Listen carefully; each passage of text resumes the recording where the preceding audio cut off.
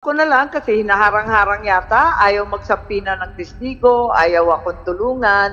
Kaya ang ginawa ko ay dinala ko yung chairperson's report doon sa ombudsman kasi ang ombudsman naman ang inatasan ng konstitusyon na mag-imbestiga ng kung sino man yung mga opisyal na talagang may kasalanan.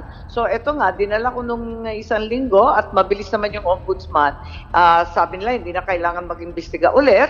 Dala ko sa katutak na papel, testigo, transcript, dokumento, at sabi nila mag-reply na lang ang iba't ibang mga akusado doon. At ito yung ating DOJ, ang Secretary Remulla. Hello? Yes, Hello? po ma'am.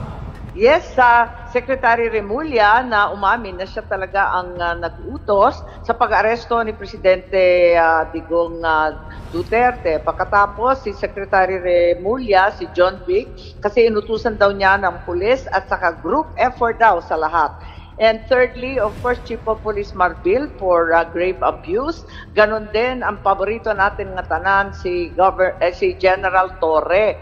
Si General Torre na talagang sobra, kinaladkad pa si attorney, pinosasan si Medialdea, pati si Presidente Duterte, inaresto, lahat inaresto. Kaya sa palagay ko, yung isa pa si Ambassador Lacanilaw na talagang panggulo din dahil sobrang pagkapakakon. Ano ba yun sa Ilonggo? Yung masyadong sinungaling kung ano-anong pinagsabi na hindi naman totoo.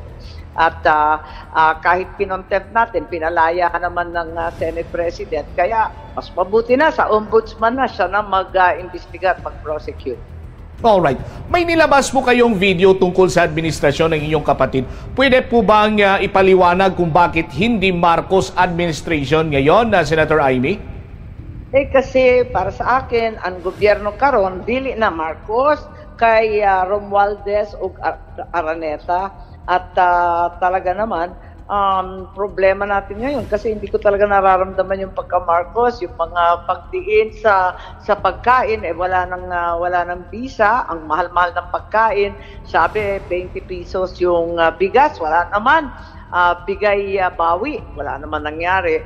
Tapos yung mag-uuman natin, alam natin sa Iloilo, mga top rice producers kamo, talaga hanggang ngayon ang sitwasyon ng farmers natin hirap talaga. So parang hindi ko nararamdaman. Tapos siyempre Ilocano yung tatay ko, matipid masyado sa budget. Ano ba nangyari sa budget? Naubos na lang sa ayuda. Kanina narinig kita, puro vote buying na. Kaliwat kanan na ang vote buying.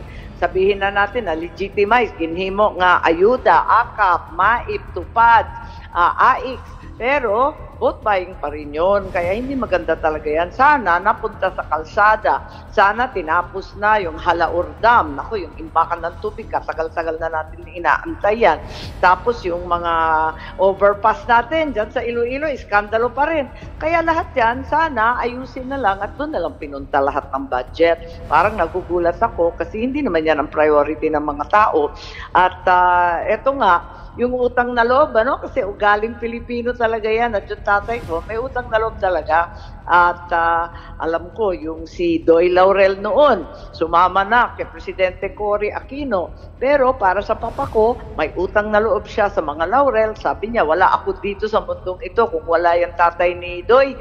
Kaya hayaan na ninyo yan, maski okay lang kasi may utang na loob sa pamilya. Kaya gugulat ako kayo mga Duterte, talaga naman si VP ang laking tulong nung kampanya para maging Pangulo noong 2022. Wala nang tatak Marcos kaya nahihirapan na rin ako. Ayun. Alright. Madam Senator, with your indulgence, merong mga katanungan po dito, yung sister station po namin, yung Bombo Radio Davao. Bombo Radio Davao, with your questions please.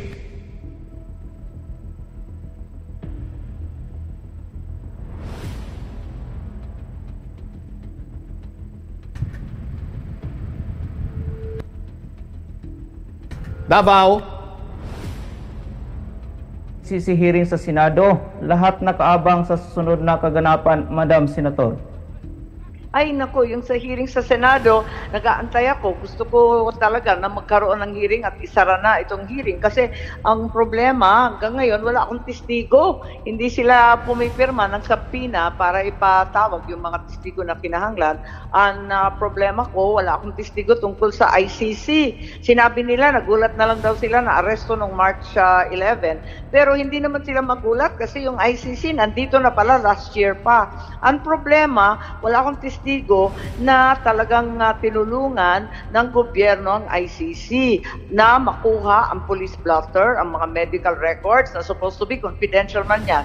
Tapos may bank secrecy pero kompleto yung bank records. Kaya nagugulat ako sa mga nangyayari pero wala akong makuha na katibayan tungkol dito. So ang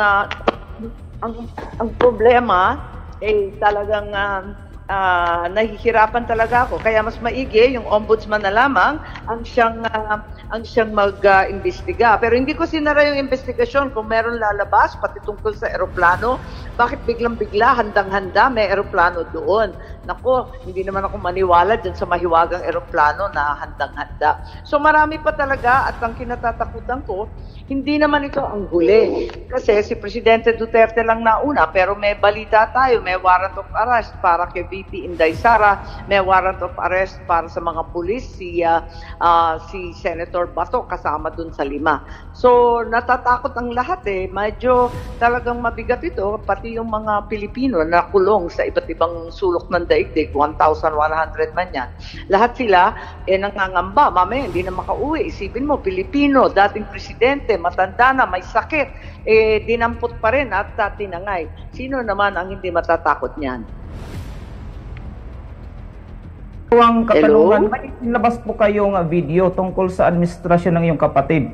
Pwede mo ba nga ipaliwanag sa amin kung bakit hindi Marcos ang administrasyon ngayon? Yes, kasi talagang yung tinutumbok talagang kung Marcos ka, dili ka makikiusa sa mga politikong nag-akusar, gipasiugba, o naglupig-lupig sa imong pamilya. Dili mo kaunon ang gisukan nimo para sa politika. Hindi ako maniwala, dili ingon ana ang kabilin sa akon amahan, imported na ang bugas, imported pa ang hustisya. Talagang hindi ako maniwala kasi hindi yan gawain ng tatay ko. Ang gobyerno karon, Romualdez ug Araneta. Dili iton binoto naton nga Marcos kag Duterte. Kaya ako talaga talagang hindi na naniniwala na nasa tamang landas ito. All right. Maraming salamat po, Madam Senator Amy Marcos, ma'am. Good afternoon. Good afternoon, Champ. At nagpapasalamat rin ako sa mga nag-endorso sa akin, si Doc Willie Ong, na kasama ko na naglalaban para sa Regional Specialty Hospitals. Kailangan talaga niyan sa Iloilo at Davao, makumpleto yung ginhimo ng akong mama sa Philippine Heart Center, Kidney, Lung, and Children's Center. Dapat lahat ng region meron din ganyan. At higit sa lahat ay tuwan-tuwa ako dahil nandito ako sa Davao at kinakampanya ko ni VP Inday Sara. Ang galing ng campaign manager ko. Bongga-bongga. All right. Sige po, maraming salamat. Good luck, Senator Amy. Thank you. Sulit, Senador. Ayaw kalimti. 39 pesos only. 39 sa balota. Amy Marcos po. There you are.